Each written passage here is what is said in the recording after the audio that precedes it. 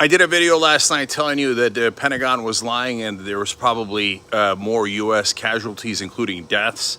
Well, today, Pentagon confirms, yes, there were deaths in the Jordanian base camp that Iran hit. 2 Americans dead, 1 missing, another 4 injured. This is on top of the injuries I reported on last night. So now the injuries are up to 420 at a minimum. The deaths are up to 16 at a minimum. So the Pentagon's been lying and covering up these deaths from earlier in the week. And now we find out there are more. In fact, there'll probably be more after this. Why is this happening? We hit Iran 7 nights in a row, and Trump keeps bragging about how he's going to annihilate them and how they're totally destroyed and they're impotent and they can't strike back. And we now completely control the Strait and we're the guardians of the Strait. And he's not only bombing the hell out of them, including 140 bombing campaigns in one night alone, but he's also trying to tell them that there's nothing you could do about it. And in fact, he literally said that. And he said there's nothing they could do about the fact that we've destroyed everything that they have. And he went through their Navy, their Air Force, etc. So Iran now striking back throughout the Middle East, throughout the Gulf countries where we have bases.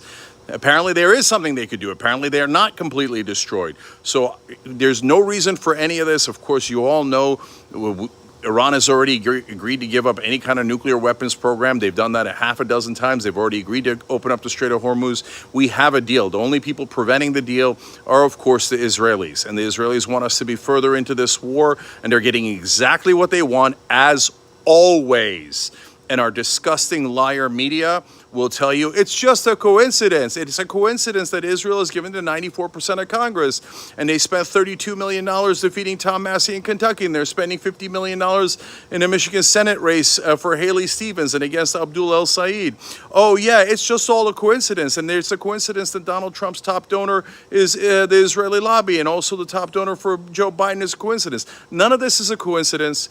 The reality is that Israel has ordered this war, and we've gone into it. Now we have a lot more dead. We have a lot more injured. And of course, as always, it's not Israeli troops. It's our troops. We're cannon fodder for Israel because of our gross politicians who've sold us out. We had a bill, a Tom Massey amendment that they voted on, 104, 103 of them are Democrats, said no more funding for Israel. 314, the entire Republican Party except Massey and half the Democratic Party said, no, we still loyally serve Israel. Is it their fault that these guys got killed? Yes, absolutely. Our politicians and our media sold us out. They work for Israel, and that's why these Americans died in Jordan, and unfortunately, a lot more are going to die until we sever our tie from the toxic terrorist state of Israel. We'll see you Monday at 6 o'clock Eastern. Young Turks right here.